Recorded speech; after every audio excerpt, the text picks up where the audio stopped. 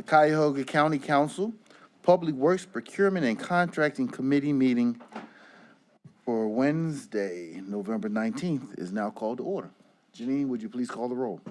And just as a reminder to all who are in attendance, this meeting is being recorded and live streamed on the county's YouTube page. Calling the roll, Mr. Jones, Here. Mr. Castleberry, Here. Ms. Conwell, Mr. Miller, Present. Mr. Sweeney. Present. There is a quorum. All right. Janine, has anyone signed in? I'm sorry. Yes, has anyone signed in for public comment? Yes, we have one for public comment.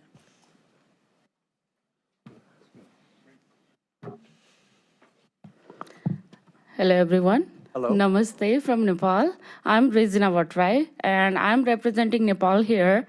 And I'm one of the professional fellows, which is supported by State Department. And we all together, 24 fellows are here in the United States.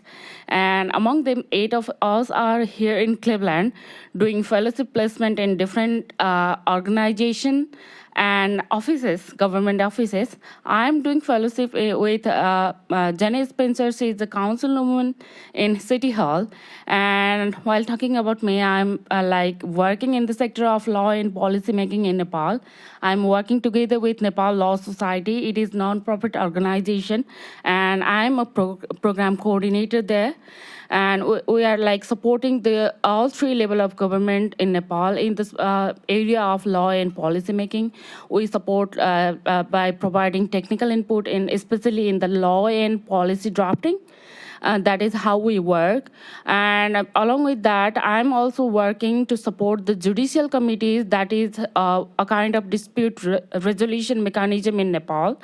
And I help them with various training programs. Besides that, we also like conduct legislation drafting training program in local level of Nepal government. That is very important because in Nepal, like most of the elected representative, they lack the knowledge regarding the law drafting things. So yeah, we do work together there. And besides that, I'm really very interested in electoral governance. So I also have been closely working with Election Commission in Nepal on the various election things. Especially during the election program, I'm very actively involved in the election observation, pre and post-election analysis. That is how I do. It's an honor. Thank you so much for having me here. It is a great honor to be part of your team here. Thank you so much. All right. Thank you. Before you Come here. Before you leave, our policy is that there's only a one-way communication you share with us, but I think this is important enough fun to break the rules. How long have you been with us in the country? Actually, I traveled here on October 15th. I was almost 1 week in Washington, D.C. for my program opening and some conference. After that, I traveled here, Cleveland, on 23rd of October. It's almost 3 weeks now. And tomorrow, I'm traveling back to D.C. for my program closing. And after that, on 23rd of November, I'll be traveling back to Nepal. Goodness, Yeah. all right. Any questions from anyone?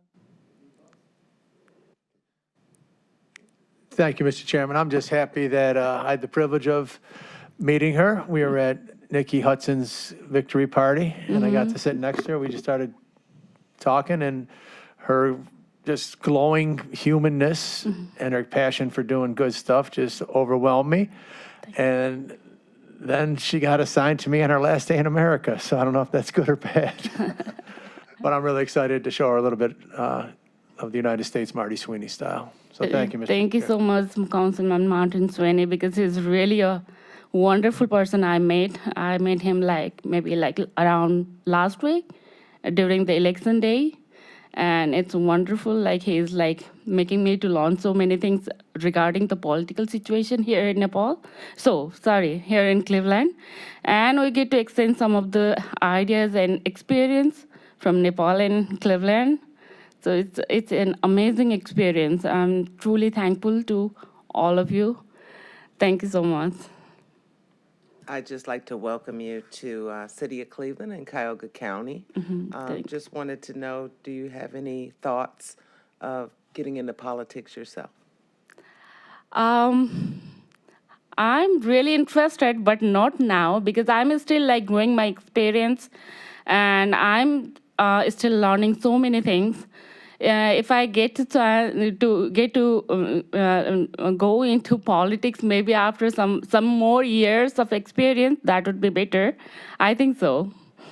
Yeah. I would also like to welcome you and say that I'm grateful for anyone that's interested in working on improving the electoral process. Yeah. I think that democracy is under pressure all over the world, including, unfortunately, in our own country, and that when it comes to elections, there's a lot that we can do better, and hopefully we're going to work on it and make progress. And I wish you the best of success in making progress in your electoral systems as well. Thank you so much. Thank you. And I just want to add, thank you for being here. It's nice to get to hear a little bit of your story.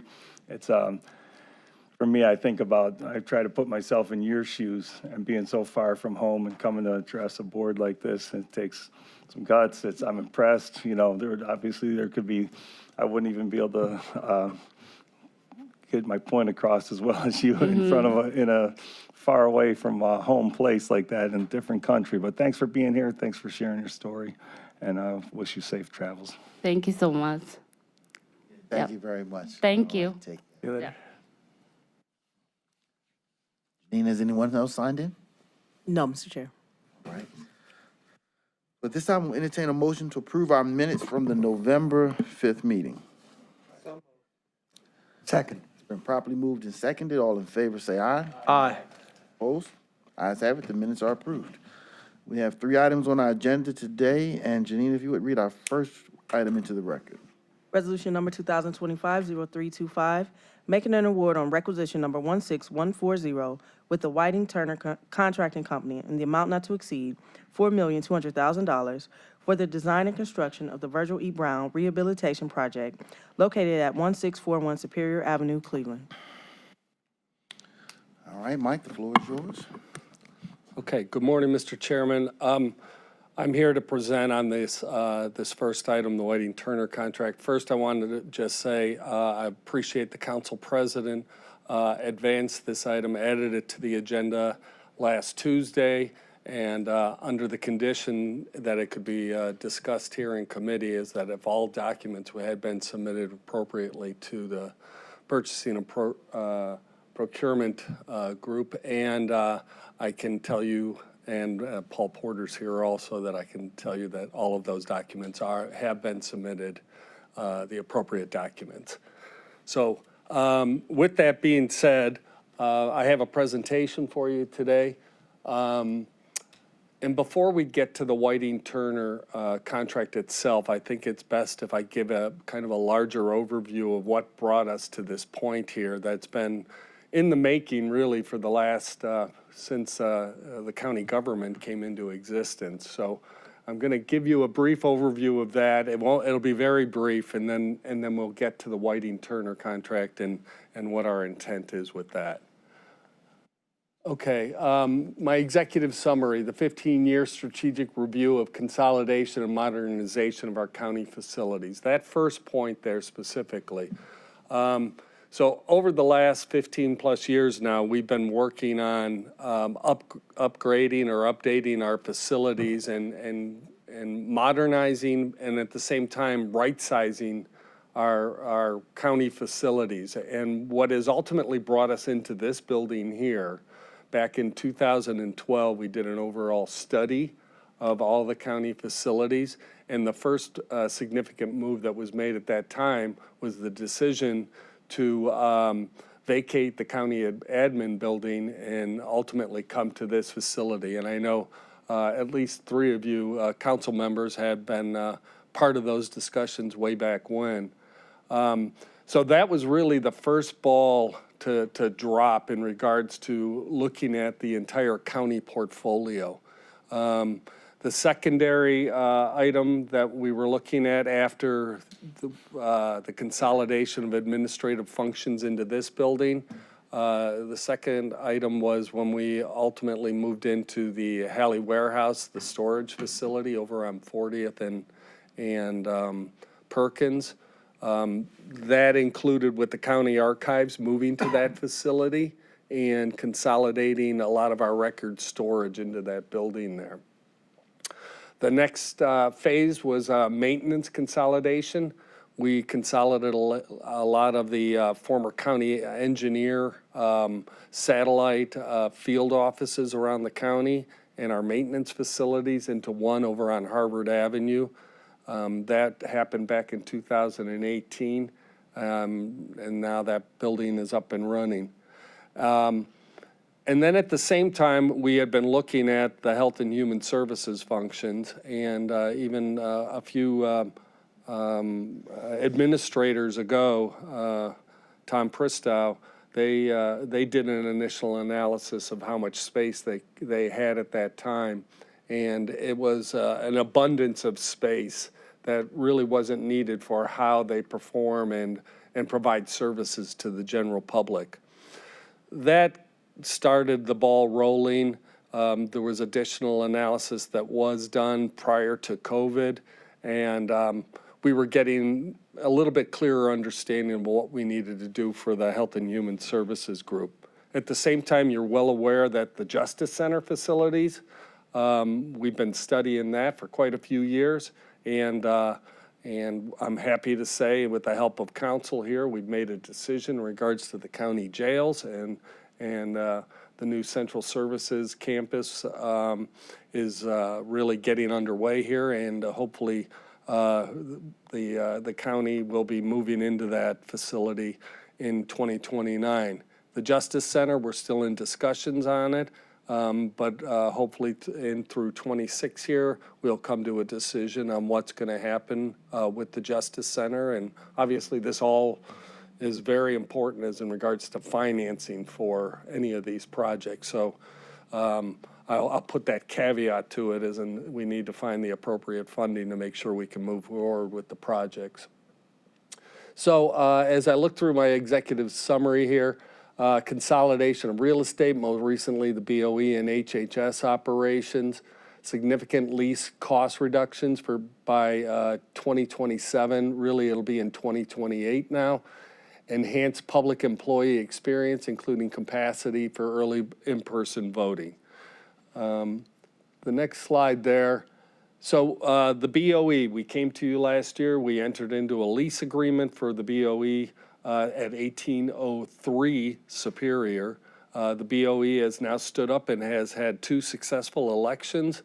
They were only one component of moving into 1803. Since it was a large facility, there was ample room to incorporate also some of the HHS functions. And I'll get to that on why we made the decision to get into that facility and what groups will be moving in there.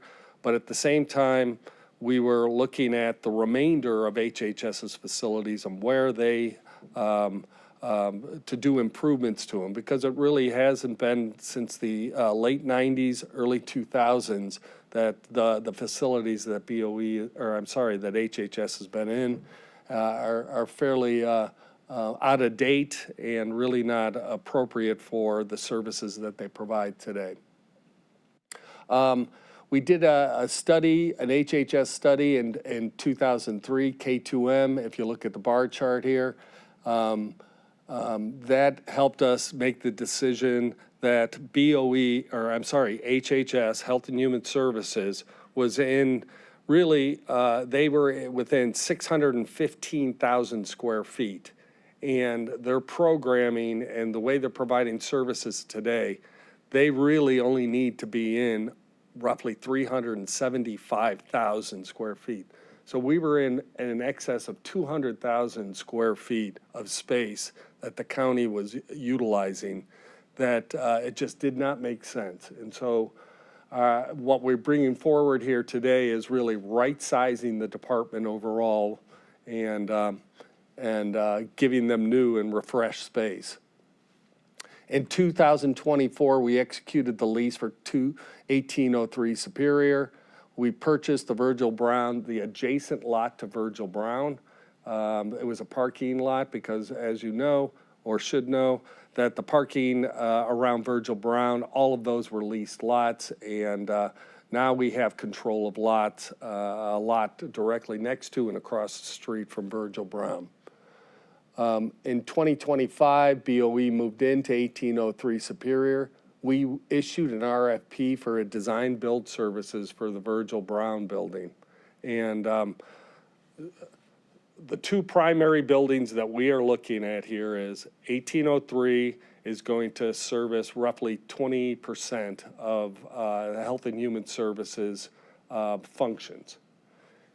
Virgil Brown will be able to house the remainder of the Health and Human Services functions, with the exception of some services that are still going to be provided in the community at certain, be it libraries or certain municipal buildings. And HHS Director Merriman's here with me also, that he could probably shed some light on that. But I'll go through my presentation and then we can bring David up to talk about a little bit more of that.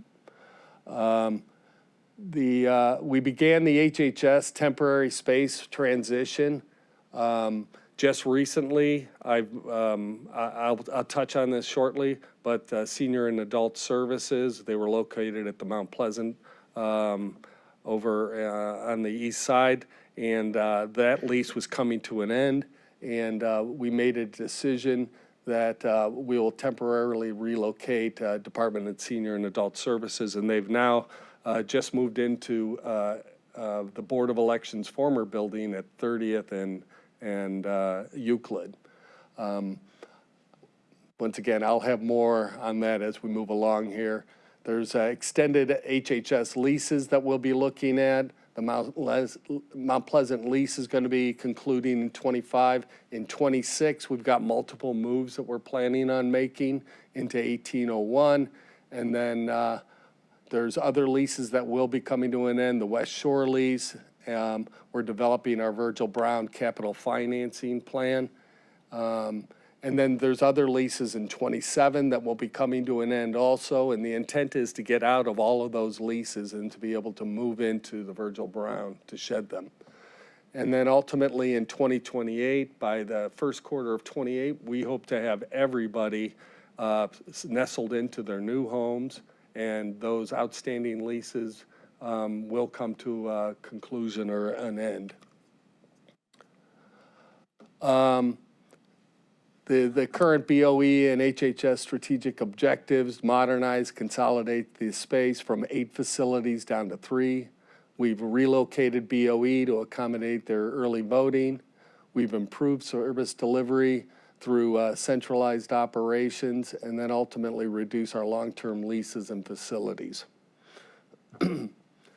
So to look at this at first, the real estate moves we're suggesting in the interim here, and I know I had met with a few of you to kind of go over this plan, and so I'm sorry that I hadn't met with each and every one of you prior to this meeting, but I'll try and give a quick overview of how we intend to accomplish these short-term moves.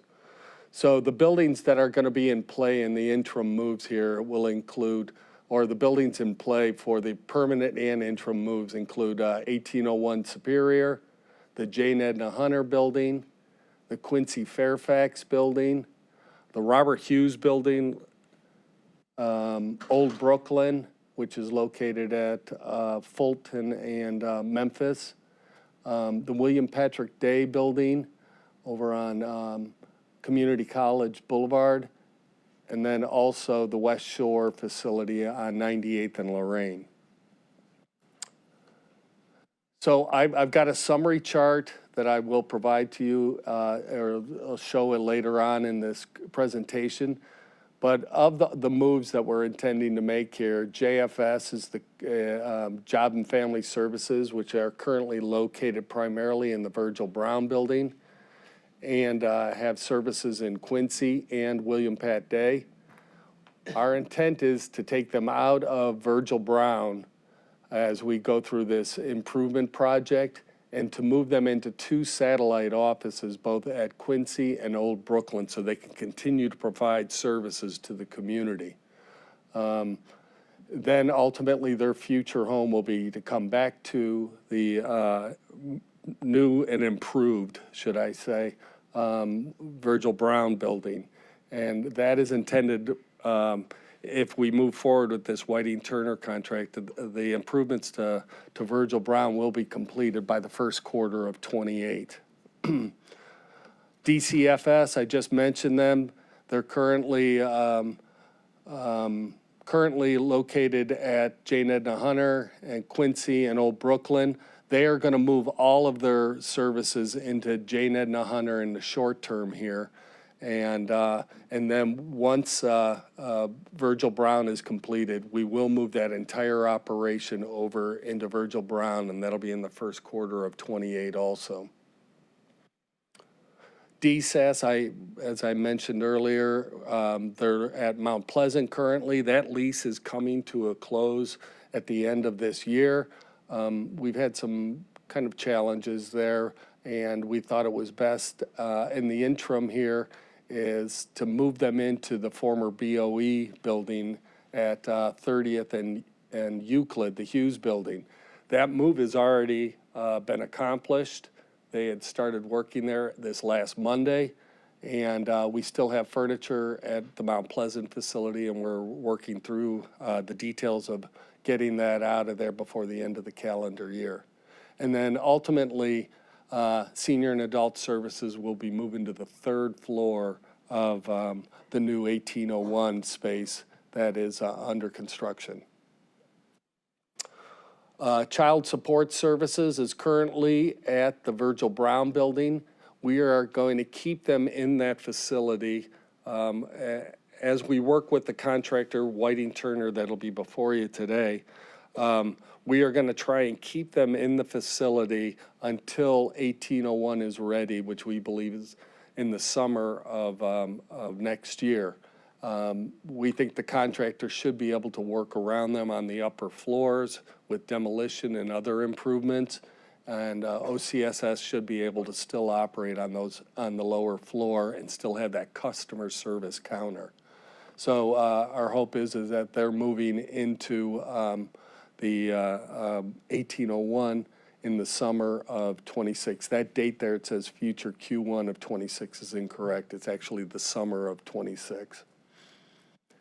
Client support services, they're currently in Virgil Brown. In the interim, they are going to move their operations to Quincy, and then their future home will be in Virgil Brown once it's completed, the reconstruction.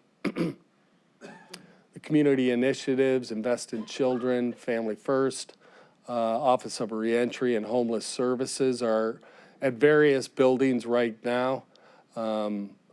And Quincy, Old Brooklyn, and William Pat Day, they will be on hold, but they will be moving in the summer of '26 into 1801 on the 2nd floor.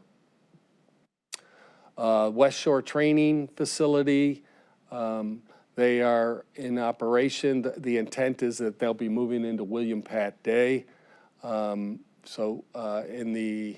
We're intending that to happen. Right now, the food bank had purchased the West Shore facility, and naturally our lease is scheduled to conclude in September. We are still in conversations with them as they have challenges with funding right now, so we're not sure if they're going to do their improvements next year, so they may want us to stick around for a little bit longer. Stay tuned on that. We'll probably come back to you on future discussions. But if not, we look to move that operation to William Pat Day in the short term.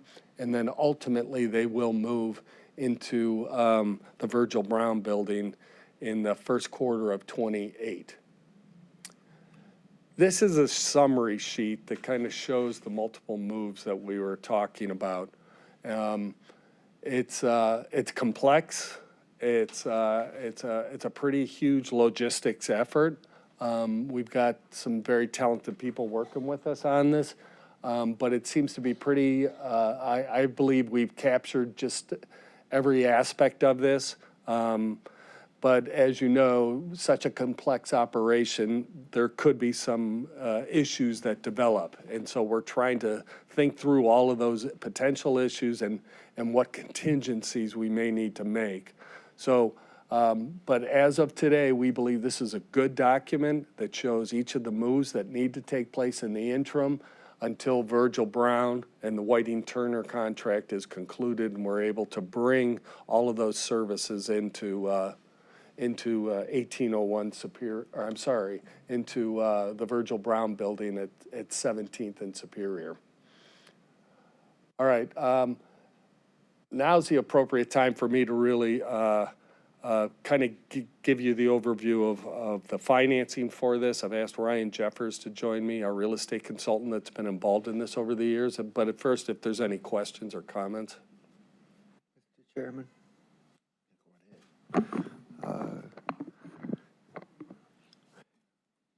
You said you're going to go from 8 buildings to 3, and it's Virgil Brown, 1803 Superior. What's the third one? William Pat Day is the other one that's in play here, which is, you may recall this, but about a year and a half ago, 18 months ago, the Board of Development Disabilities, this was within their portfolio of facilities, and they're right-sizing their program, and this was one of the buildings they didn't need. So they ended up giving it back to the county because it was under, it's under our ownership per se, should I say. And where is it located? It's the old where the old St. Vincent is, right next door to it. And there is a daycare, Head Start operates a daycare out of the facility right now and is leasing that space from us. It's one of those legacy operations that was there. And your summary chart says about the Welcome Center moving. Is that being contemplated? Well, when we look at the totality of all of the facilities we've got leases, and Old Brooklyn is a lease, as well as Quincy, Mount Pleasant, which is coming to a close. So Old Brooklyn, that lease will be coming to a close in the first quarter of 28. And that's where the Welcome Center is located. We're trying to work out now, they have limited space needs, but we will have to move them out of that building because that lease will be coming to a close and all of those operations will be moving to Virgil Brown with the exception of the Welcome Center. So the Welcome Center may end up at 1801 Superior, potentially in that garage space, that finished garage space. But we're still contemplating, where is the appropriate fit for the Welcome Center into the future? So it seems to me you have a pretty good location now. Is there not any possibility of extending the lease? Actually, we would prefer to buy the building outright if we were to, and the owner of the facility is just asking an exorbitant price, and so we're not going to move on that. That lease is scheduled to come to a close, and then that's when we, besides the Welcome Center, there's nobody else in it. There's roughly 65,000 square feet, and the Welcome Center really only needs between maybe about 6,000 and 9,000 square feet. So then I'd have a whole lot of extra space if I was to lease that and keep them at that location. So I would tell you, Council President, that 1801 Superior in the finished garage space is being contemplated, or potentially William Pat Day, which is on Community College, is a secondary location. We have not made that decision, though, and I'm sure we'll be in discussions with you before that happens. Thank you. Good morning through the chair to Mr. Dever.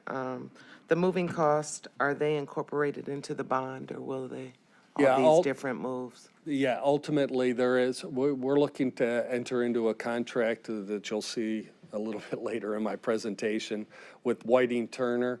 It's a design build contract similar to what we're doing with the jail right now, where there will be a GMP but we put a cap on the expenditure of that project at $45 million. We believe we need $5 million of miscellaneous pieces that are going to be impacting this, from the move expenses to some other improvements. So we're trying to incorporate that extra $5 million that will cover the move expenses. So for the Department of DSAS, general fund paid for that moving cost right now? I don't believe they have paid for that. That was, we ended up having our separate contract for that. I'll double check on that, but the intent wasn't to be billing the respective department. And final question through the chair, how often are you or Administrator Merriman planning on updating HHS on each move? I think there's been some decent communication on this. We didn't want to go too big with communication until really the council has signed off on this. So I anticipate, and maybe David could speak about it, but I have a feeling we're going to continue this communication. Over the next 3 months here, there's some significant moves that have to take place. So in general, their department and their staff, there has been a notice sent out to them about this and the schedule, but David, I don't know if you want to add. Yeah, David Merriman, Department of Health and Human Services. We also have an intranet website that's tracking the moves. And so we've been communicating with staff. We include this in every single one of our senior management leadership meetings so that directors know where we are. Each department is required to assign someone. If the director's not personally part of the process, then they have to have a senior leadership that's doing their representation. And then we're just actively pushing information out through my weekly messages, through our internal website, and then through just the presentations by directors.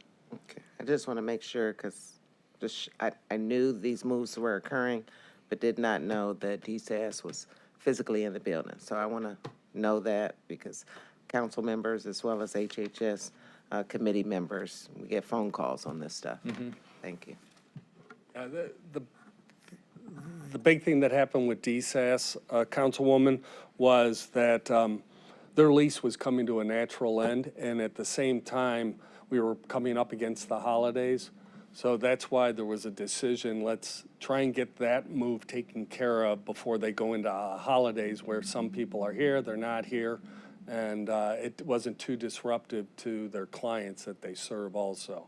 So they've just started getting in there. There's still some settling in, but in general, we will keep you updated on each of these moves going forward. Okay?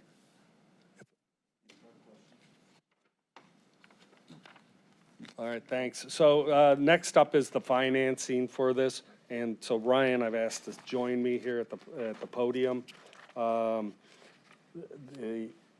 I've got a couple of slides, and some of these are pretty complex. I've got a more abbreviated slide next, but I'll let Ryan kind of race us through this first slide here. Good morning, Ryan Jeffers with CBRE, real estate consultant under Public Works. The first slide that we have here is an updated version of a template that you have seen previously, which is why we wanted to include it so that we could kind of keep some consistency in the format and the look and feel and information that we've been reporting to you over time on this. What's circled in the middle is the Health and Human Services entire real estate kind of block and consolidation that we've been analyzing. As you remember, when we secured the space at 1801 and 1803 Superior, when we were looking at it as a Board of Elections project with the Health and Human Services alongside, we realized that we were potentially going to be looking at a consolidation of both.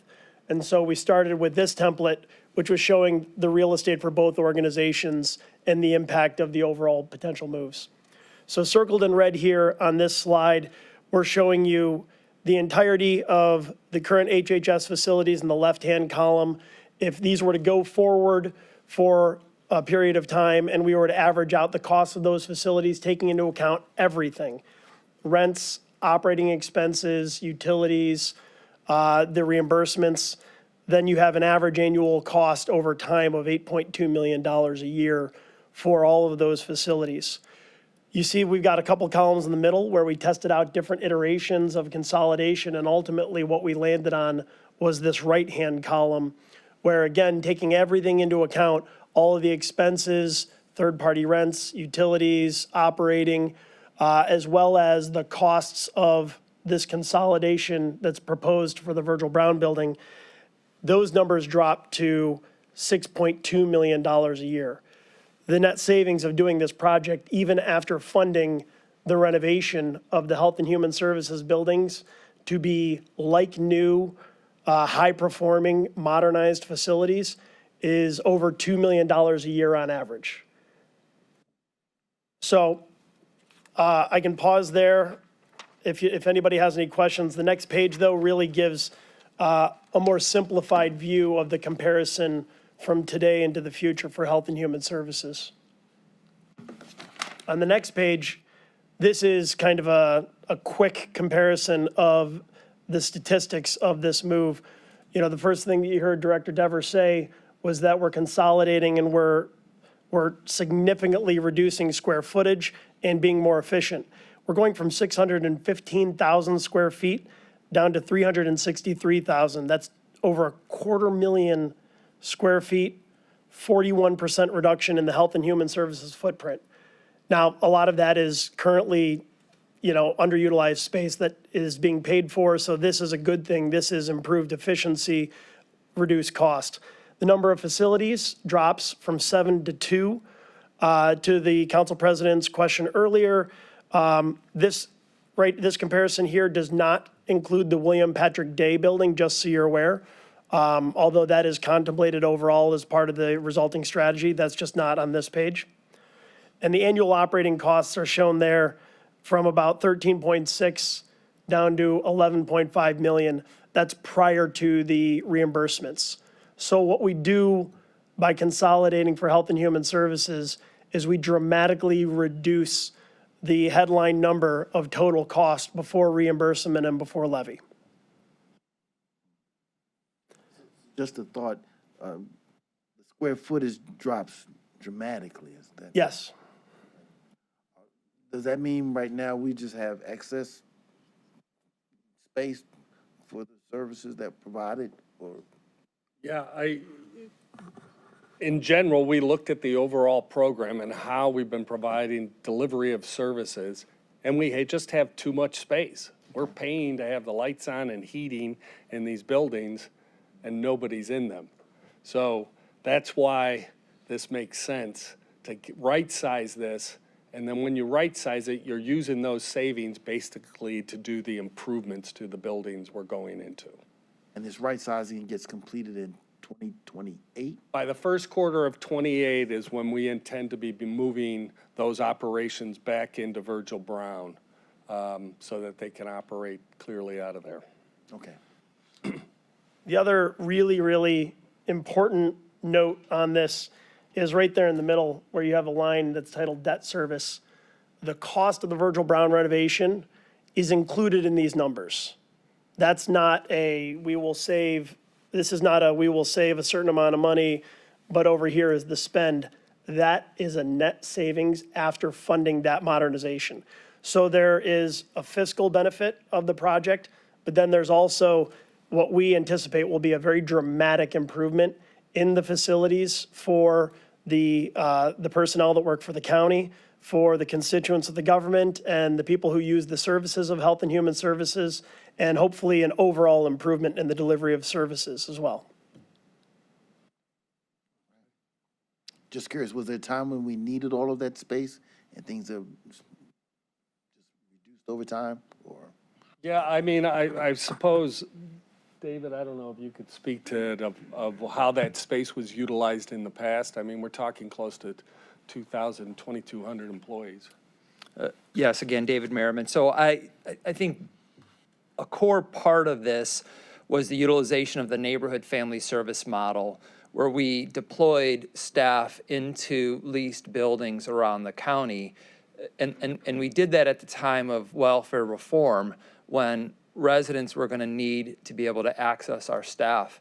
What's changed is we've implemented a call center model, and that decision was in essence, left to counties, although in time, I don't think it would have been. I think the state was going to say, this is the model. We got a little bit ahead of it, and to our benefit, because we had a call center model when COVID hit, and people couldn't walk into buildings.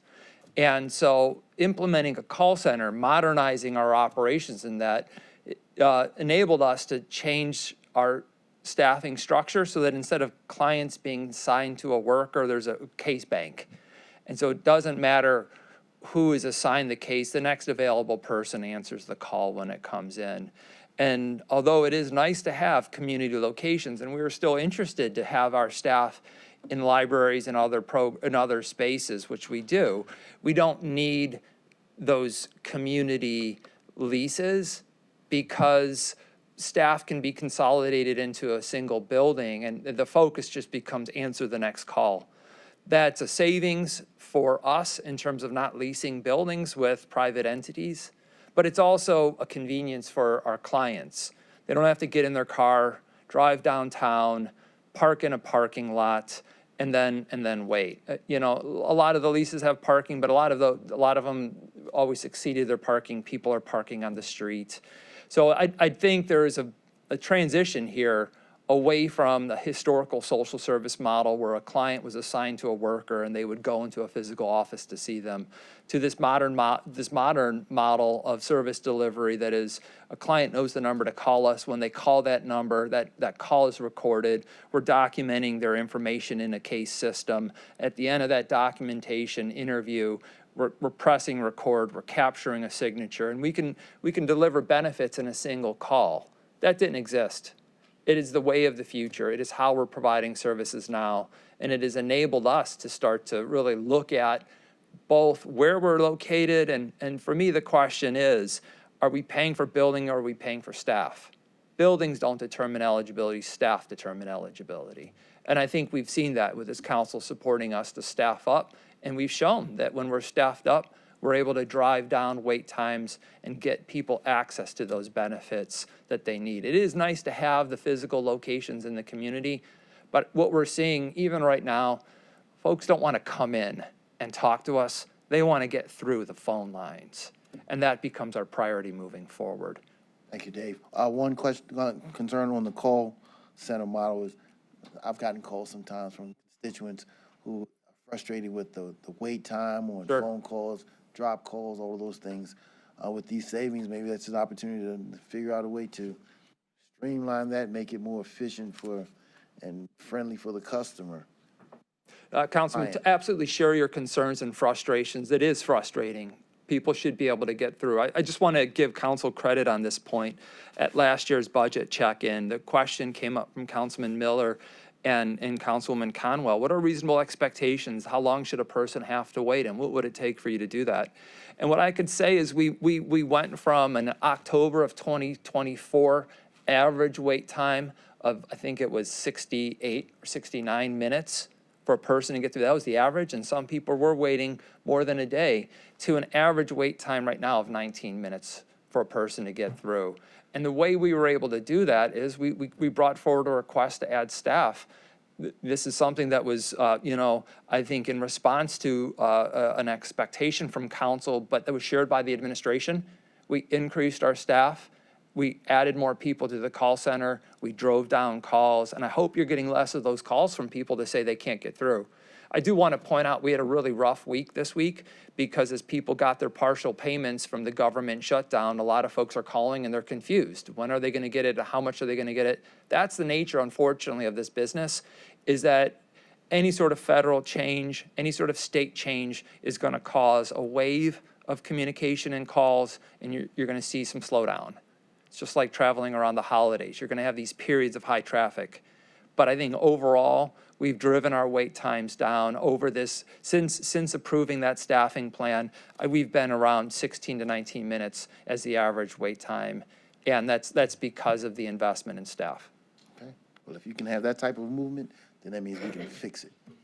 We want to get access to clients. We want our clients to get access to benefits. That's our goal. Forward to working with you on that. Thank you. We do have a question from Councilwoman. Through the chair to Mr. Jeffries, does the lease cost increase at the 1801, 1803 building? Yes, over time, it increases at a pace that is actually on par with inflation, historic inflation. And so when we show you the model over time, we take that into account in those figures. Okay, because you talked about we should see a $2 million savings once we consolidate. So I was just wondering if that lease cost was going to eat that up over time. It's contemplated in the number. So, there's in our model, the savings in year one are different than in year two, than in year three. It takes everything into account, including those rent costs. And so you only estimated 2 million with utility cost and all that. Once we get all consolidated where we want, it seemed like it would be more of a savings. You do take on the cost of the renovation of that Virgil Brown building. So net that renovation cost, the savings are larger. But those improvements to the building are not only going to improve the environment for your staff and the customers for Health and Human Services, but it's also going to address maintenance that needs to be done at Virgil Brown in the coming years. So there's a pretty significant maintenance and capital offset here that by doing this project, you're addressing it, you're taking on some costs now, but these costs were coming. There's some mechanical and electrical and plumbing that needs to be addressed there. So all of the utility costs we've been paying, that we will stop paying around these different various lease buildings, will be calculated into the maintenance. Is that what you're saying, the maintenance? Yeah, that's the all future? captured. Okay. Yes. Thank you. Thank you, Mr. Chairman. So my question is, you just spoke about the savings, being already incorporated so that we can count out, we're talking about the $4.2 million, correct, for the Virgil E. Brown building? That's right. That's what's in front of us at first. That's the initial contract that we need.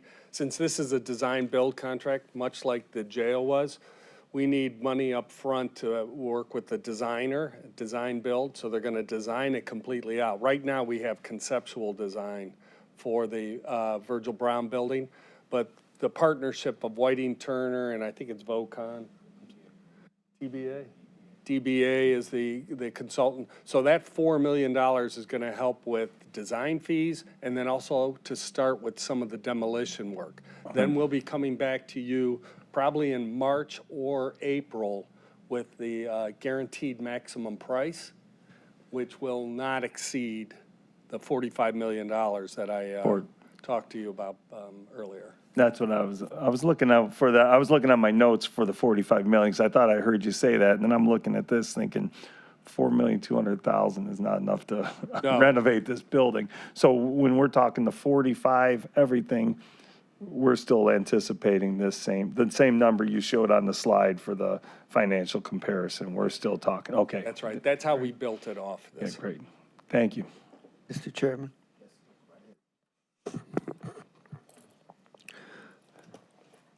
The 45 million, is the 4.2 million here part of that number?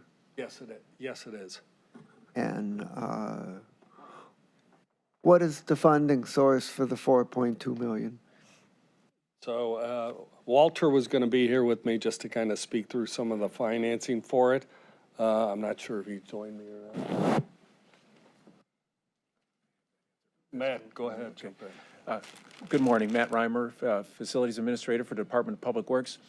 So the upfront funding source for the 4.2 million will be capital funds, capital projects, general funds, and that will be reimbursed then by the financing at the appropriate time next year, intended to be. And what is the plan for the financing of the full project? So we're looking at some of the, I've got Jared here also. Jared Zabertowski, Chief Counsel for Contracts and Transactions in the Law Department. The Law Department is currently looking at several plans for how we're going to pay and where we're going to pay for the financing from. It's currently a a very important topic that we're working at the highest levels of the law department. We are in consultation with Walter and his team at OBM, and even later today, I'm going to the prosecutor's office to talk with them as we collaborate with them on the issue. So it's being worked. I don't know if it's totally set at the moment, but there is a plan that we are working, and we're running all the traps on it. Do you anticipate it being some kind of debt financing? Yes. Yes, there will certainly be debt financing involved.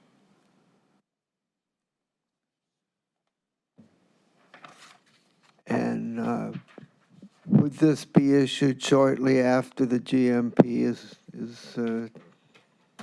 provided? Yeah, that's our intent. So if it's going to happen in April or sometime around then, we believe that's when it will happen. The debt financing will be. And what do we anticipate would be the interaction between this financing and the jail financing, which is going to occur pretty close to the same time, if there's any interaction? Right. So I believe we're looking at the jail project is probably going to be coming before you sometime in either towards the end of the year here, January, February at the latest. And I think Nicole may be with us. But we're still working through that schedule. They may be concurrently together, but I would assume they'll probably be a month delay in our project from the jail project.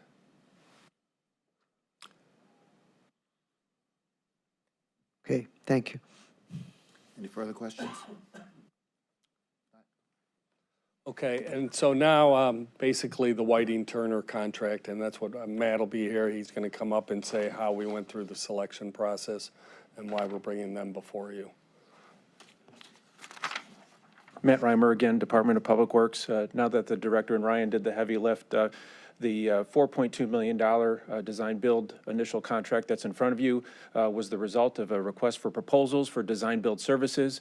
We had 5 respondents, very highly qualified design build firms that responded. We evaluated those both as a selection committee and scored those proposals, as well as then through a shortlisted interview phase where we selected Whiting Turner. And then we entered into contract negotiations from about September till present, resulting in the item before you. For the scope of the actual Virgil Brown project, we will be first and foremost meeting the interior renovation needs to fit the program of Health and Human Services within the building, specifically for the 2 major pieces of DCFS and Job and Family Services. We're also going to perform an extensive amount of accessibility improvements to modernize the accessibility compliance of the building with new Ohio Building Code and Universal Design Standards. We're going to improve public circulation into the building from the recently acquired parking lots, as well as consolidation of waiting and street level entry into the building. A renovation of the parking lot that we purchased, significant mechanical, electrical, and plumbing improvements to modernize the infrastructure within the building. And then we're also going to evaluate the glass facade, 30-plus years old, and see what maintenance needs it has. So our intended approach, the $4.2 million that is in front of you today is an initial budget that, as the director said, covers our pre-construction services for the Whiting Turner team, the design and programming services of the design team within the contract, as well as some initial potential early packages of selective demolition where opportunities are available. We'll be in the design phase through the second quarter of 2026, and we'll in the second quarter, at the latest early third quarter, we'll be before you with the guaranteed maximum price amendment, which will set the full project budget within the $45 million cost limitation that we have within the proposed contract. We're expecting substantial completion of the project in January of 2028, and then, as the director has walked through, the various lease terminations and potential building sales to follow. And that is our presentation. Thank you, Director. Councilwoman? I don't know if this question is related, but through the chair to Mr. Reimer. So I don't believe it was mentioned, the leases for all the parking lots that we have. for all these buildings? Yeah, What's happening with that money? So, so the Jane Edna Hunter building, we have leases next door to that across the street. I think it's 42nd and Euclid. Those leases are coming to a close. And so that's one of the challenges with the Jane Edna Hunter building is we are losing parking, significant parking over at that facility because they're developing that space. So that will come to a close, and then those dollars will be able to go back into HHS. Specifically where and within HHS, I'm not sure, because they currently are paying for those leases, but it will be a savings. Just want to keep track of that because I know we sit on this committee and we hear a lot of parking leases, so that should be money that we're coming Yeah. out of. There's two, the Premier lots, 1 and 2, that are located over there, roughly 400 spots. And the developer has gotten his okay to start developing portions of those lots. So we're going to still have access to them.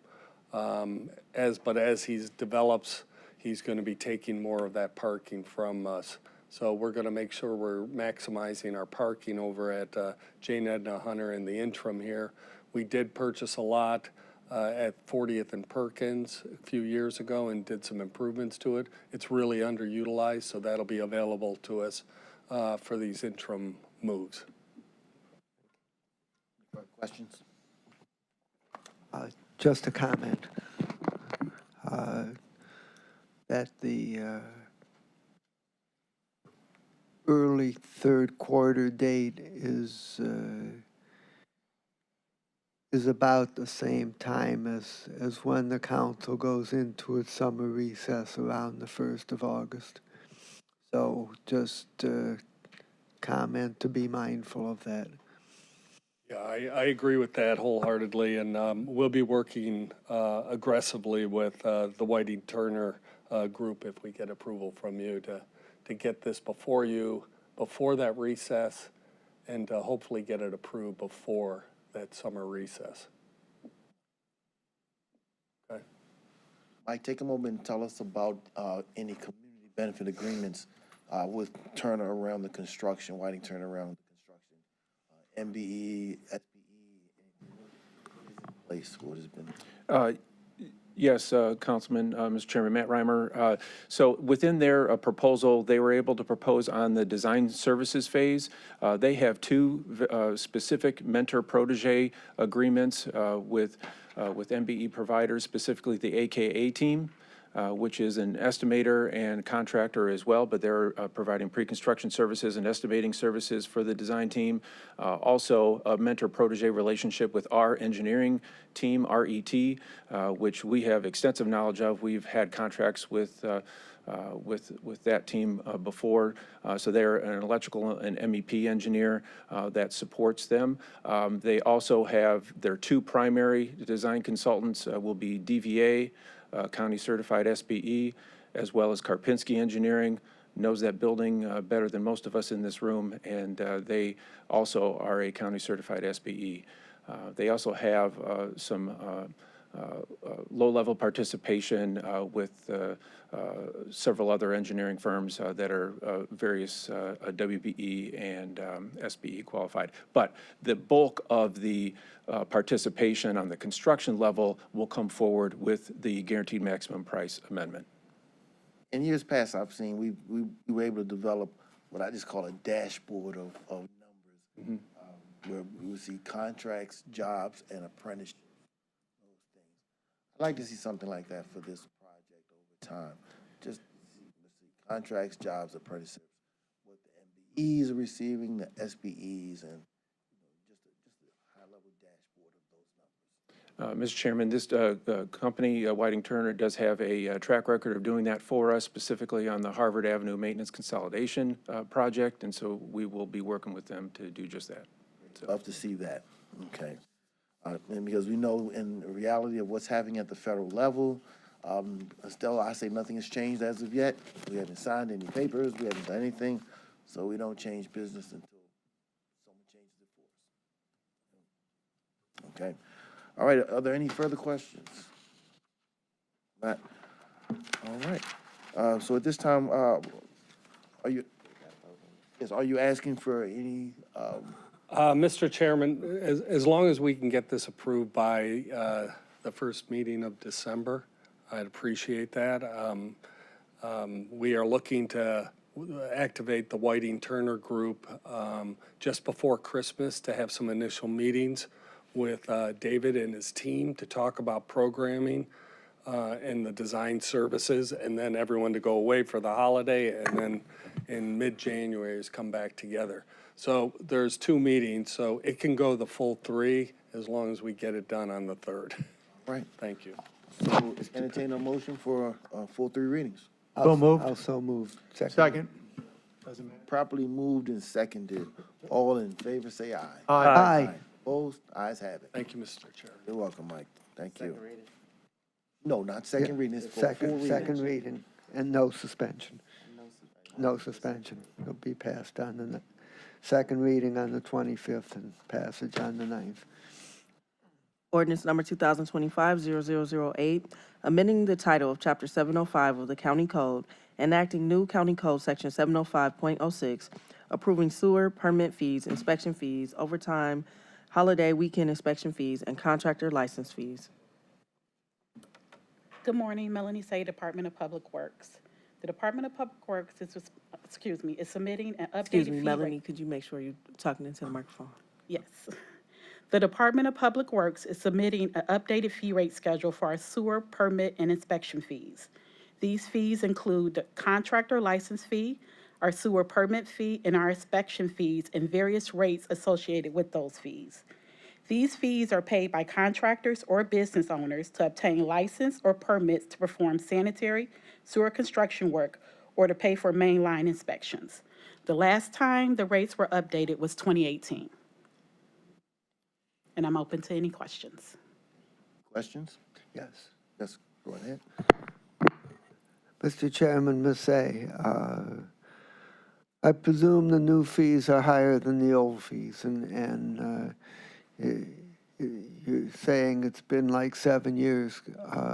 On average, how much are the fees increased from what they currently are? So our original legislation back in 2018 gave us the ability to actually utilize the Consumer Price Index to raise the fees yearly, which we didn't do. So if you look at the actual increase today, it's about a 2.74% increase over that 7-year period.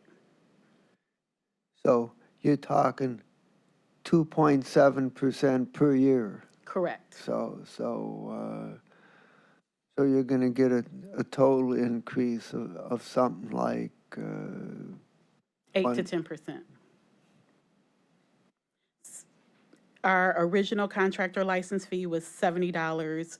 The new rate is $80. Okay, so that's almost 15%. Okay. Why did we not do the cost of living adjustments? At that time, the people in place did not feel the fees needed to be raised, but with our recent union negotiations and the increase in our salary and fringes, we definitely need to look at the increase today. All right, any further questions? If not, we'll entertain a motion. I'll move referral for second reading. Second. Properly moved and seconded. All in favor, say aye. Aye. Thank you. All right, thank you, Melanie. Ordinance number 2025-0010, enacting Chapter 511 of the Cuyahoga County Code, adopting the Cuyahoga County Credit Card Policy and Procedures in accordance with Ohio Revised Code Section 301.27. Good morning. Paul Porter, Director of the Department of Purchasing. We're putting forward a policy that we developed based on the existing procurement card or P card policy that's part of the county code to enable the county to use credit cards in addition to procurement cards for small dollar purchases. As I said, we base this proposed policy on our existing P card policy. We did make some changes, including using higher maximum transaction amounts and higher monthly limits to better align this policy with some of the revisions we made to Chapter 501 of the county code dating back to April of this year. We additionally strengthened some of the language around progressive discipline for misuse of the card and liability for misuse of the card.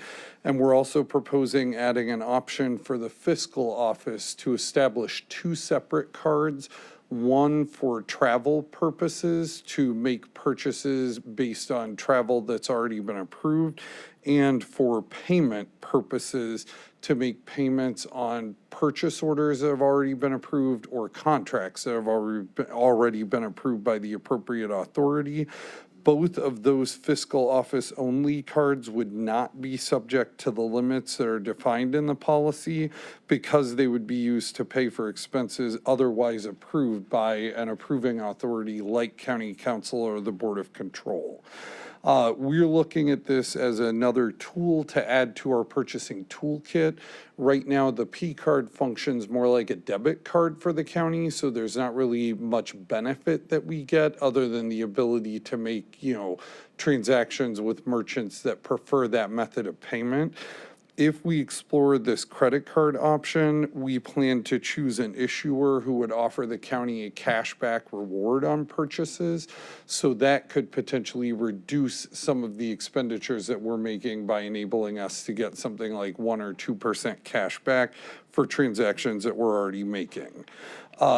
Currently, the P card is typically used for smaller dollar amount purchases. I look back at 2024 purchases and year-to-date in 25. Last year, the median purchase amount was $120, and this year we're at about $137 for the median transaction amount. And right now, we have approximately 75 cardholders across a little over 30 departments countywide. So happy to answer your questions about this and look forward to getting this added to the county code. All right, thank you, Paul. Any questions? Councilwoman?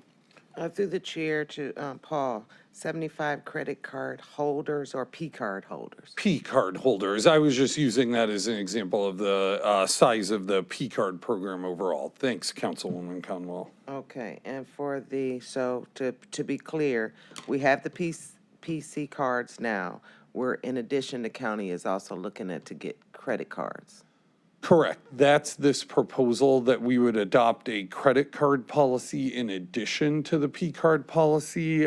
We can't explore the use of credit cards without having an established policy, and approval of this policy would allow us to go forward with selecting a card issuer and then, to implement a credit card program that would look largely like our existing P card program. Okay, so for many years, the county has operated with the PC card.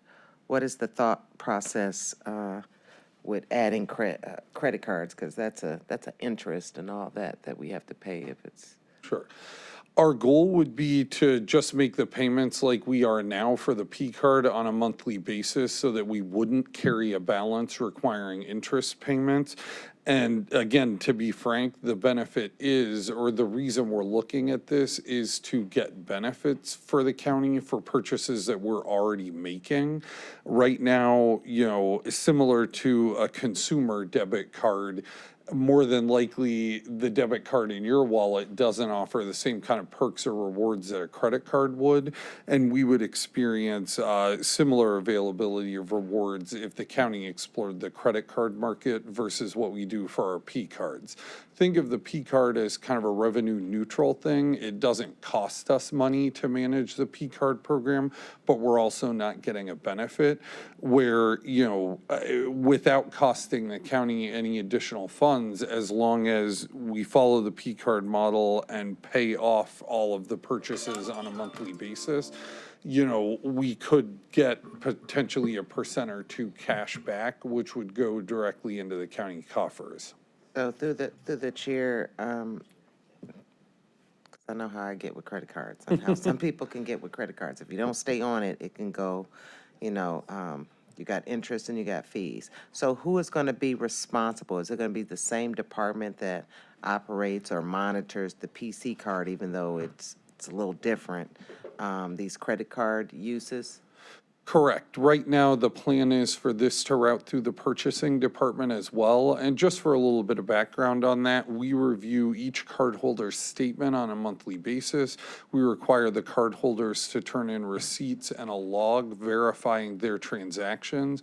And on a department level, each department that uses P cards has a coordinator at their department. So the card holder has to turn in their receipts and log to the coordinator. They do an initial review at that department, and then everything comes to purchasing for review.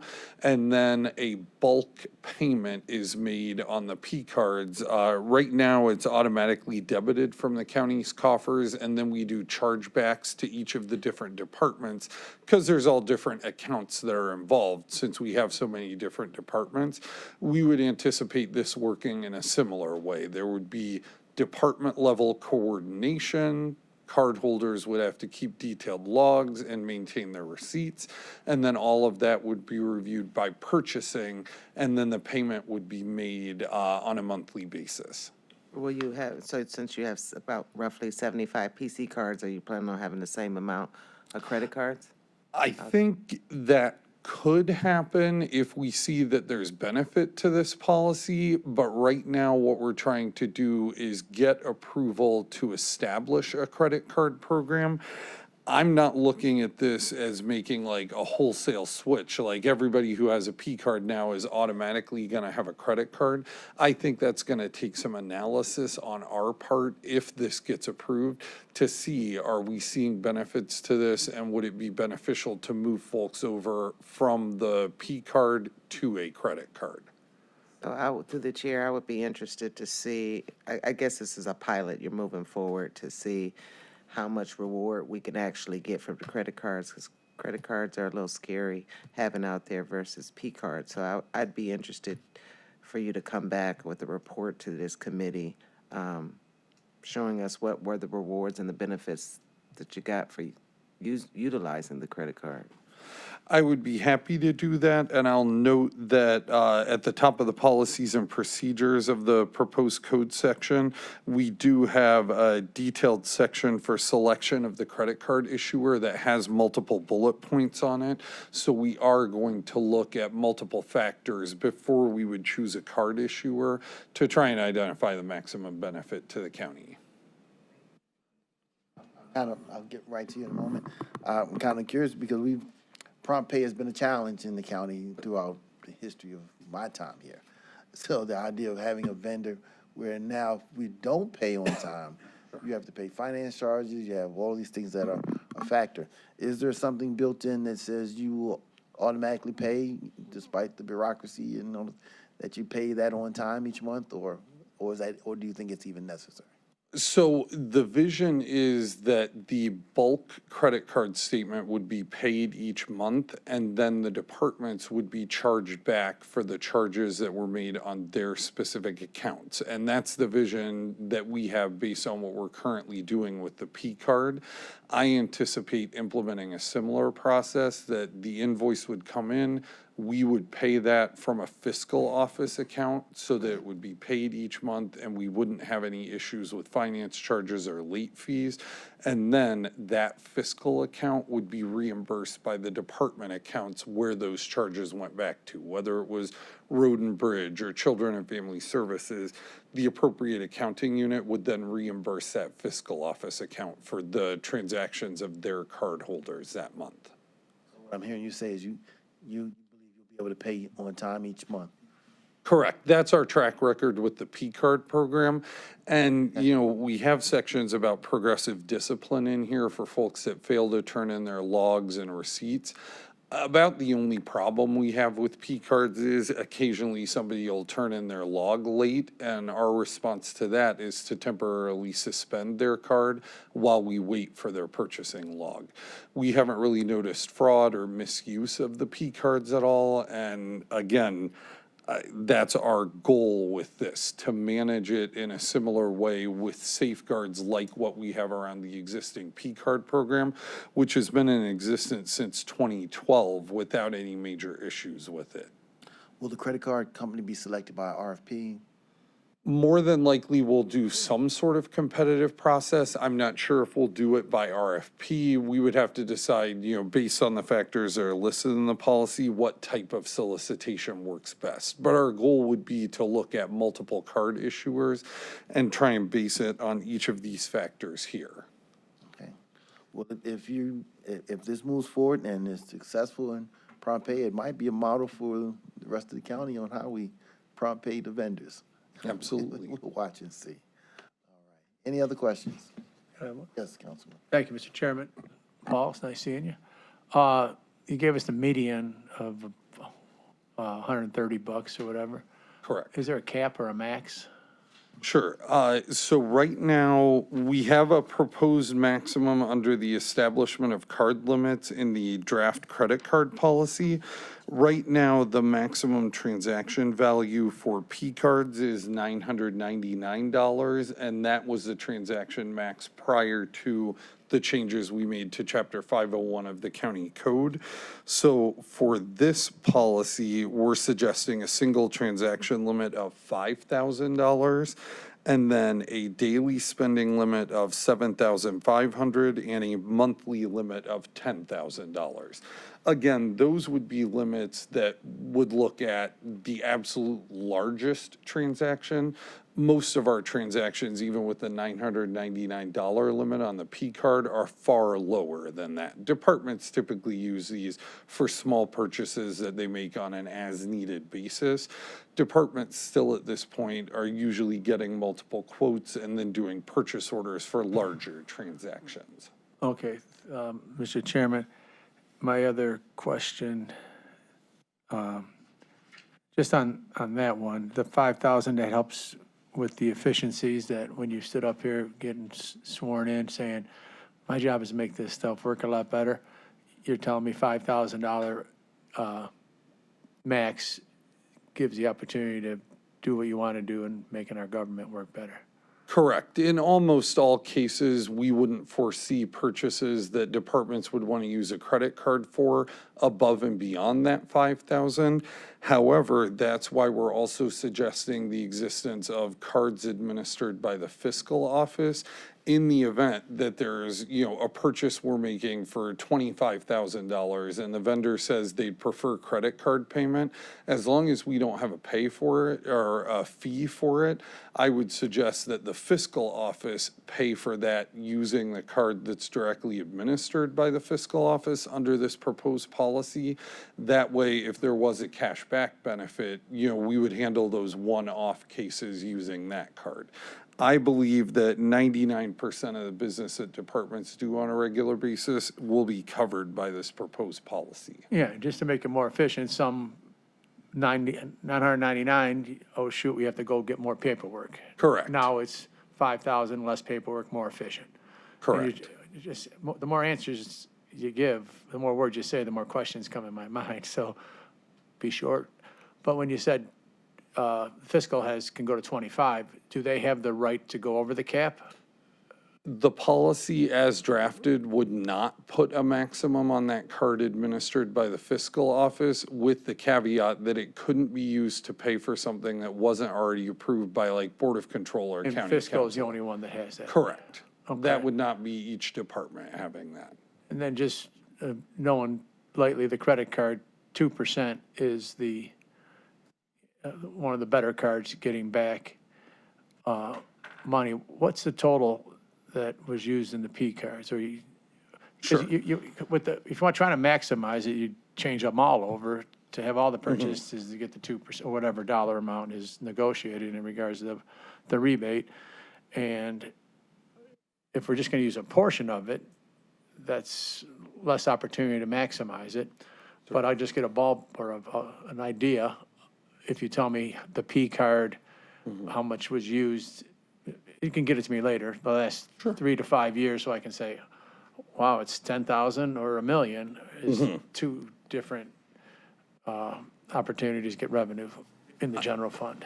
I'm happy to give you a year-to-date figure that's around 350,000 so far this so it's year a nice in terms number. of total transactions that have been made. So, you could look anywhere between 3,000 and 7,000 that we I could didn't think benefit. That's a lot of swiping at 130.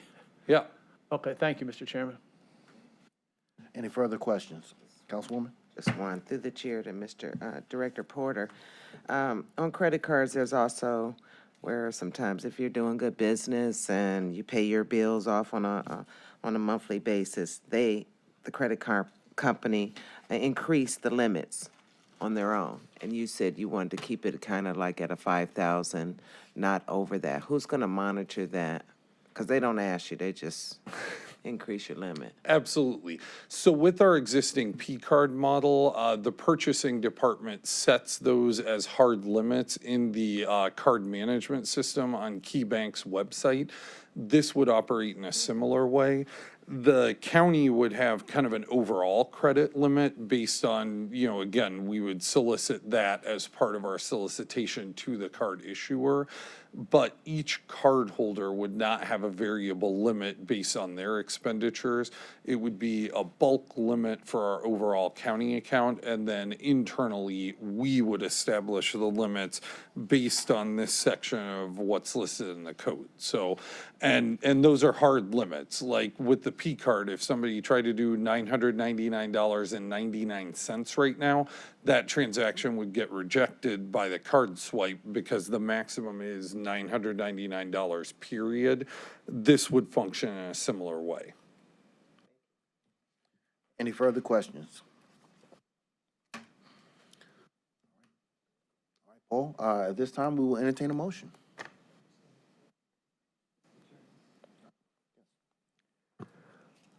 I'll move referral for second reading with final passage anticipated on December 9th. Second. It's been properly moved and seconded. All in favor, say aye. Aye. Opposed? Ayes have it. Thank you. Is there any miscellaneous business? If not, if nothing else holds our attention, our meeting is now adjourned.